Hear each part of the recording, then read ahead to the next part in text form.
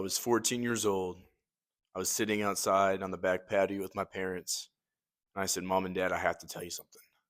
Please listen to me, Mom and Dad. I have to tell you something. I have to confess this. And they're like, all right, James, like, what is this? What's going on? And I said, I can't keep holding on to this because it just makes me miserable. And they're like, okay, what is it? And I just said, I've been addicted to watching inappropriate things. And I've had this for several years and I don't know what to do, but I need help. I was 14 years old. I think some of us, when we imagine telling our parents something like that, we're like, absolutely not. I would get beat or I would get whatever else. But it just sounds terrifying. But that terrified boy that did that saved himself so many years of hurt. And I'm so incredibly proud of that younger James. How did I get to that point?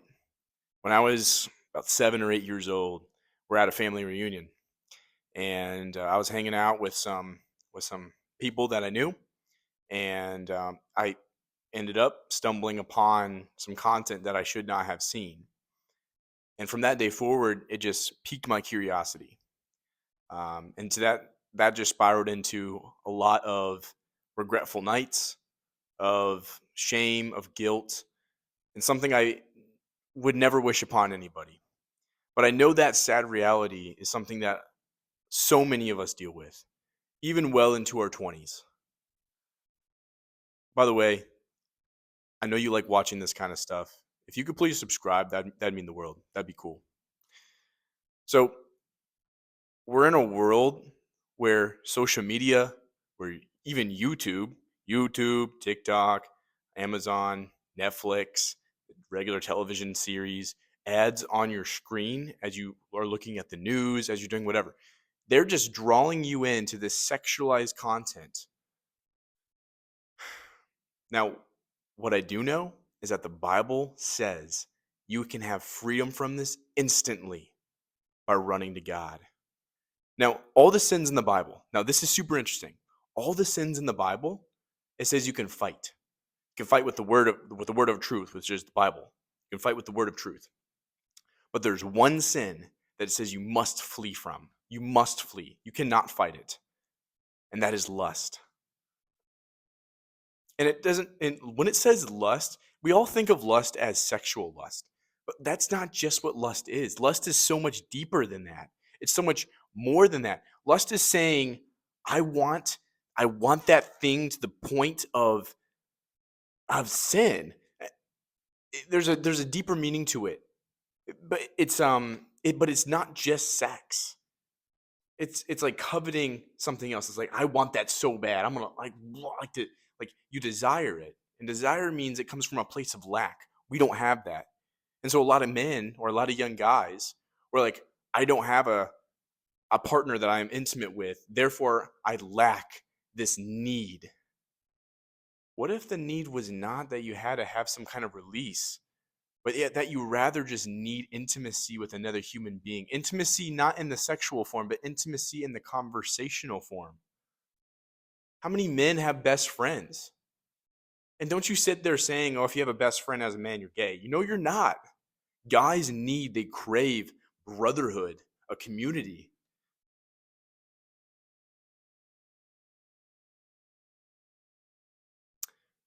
From that day forward, when I was 14, my parents walked alongside me and they said, you're going to be free from this.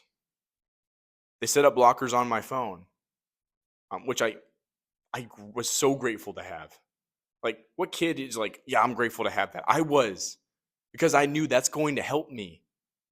I will never feel this form of misery again because I know that my parents have put these guardrails in place for me. I wasn't sheltered as a kid. I was raised on biblical principles and this fell into sin. And I was crying out to them, like, help me get back into purity. Because although, like, a lot of us have such freedom to watch and see and look at and explore whatever we want, I think deep down, we really do want some boundaries. Am I crazy for saying that? I don't think I am. I think we all crave some kind of boundary. I started this video by saying sometimes the best thing is to come to the end of yourself. Why did I say that? There's this slow drip of pain relief. It's known as an anesthetic. That's the term for it. Anesthetic, the slow drip of pain relief. And we get that every day through comfort, through pleasures, through the thing that you don't want to do, but you do almost daily. That, we all know what that is. That's an anesthetic. The other anesthetic is you're just watching reels. You're not even controlling what you're watching. You scroll, and then this totally random content creator pops in your face. You didn't click on that. You didn't control that at all.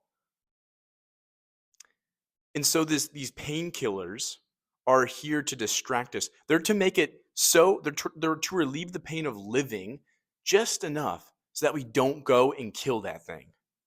Let me make this even simpler for us. An anesthetic, let's just say you break your leg, and then every minute or every 10 minutes or every hour, or every couple hours, you have a nurse that comes in and she injects just a little bit of pain relief. And you're like, you're in constant pain, but it's at like a level 7 instead of a level 10. So it's manageable. And so you're going to stay in the hospital without stretching that arm or without eating right so that she can just keep coming in and giving you that pain relief. But what if instead she said she didn't come in for a day, 2 days, and you're just throbbing in pain. And then you're having to start exercising it. You're having to start gently stretching it, massaging it, trying to work it back into a normal rhythm. So it came to the place that it got so painful that you couldn't stand it anymore. You couldn't wait for the next the pain relief to hit. You had to take action. That's the same thing with modern day life, with these phones, these stupid phones that our parents are so right. It is the stupid phone. It's keeping us from our potential. It's the same thing. These phones are keeping us from literally going and exploring. When's the last time you climbed a hill, let alone a mountain?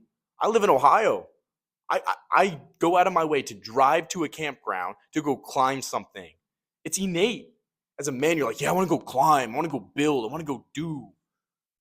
But you're doing nothing but harm to yourself as you sit on your bed with your pillow, with your phone about to fall on your face because you're scrolling, watching girls twerk in front of you.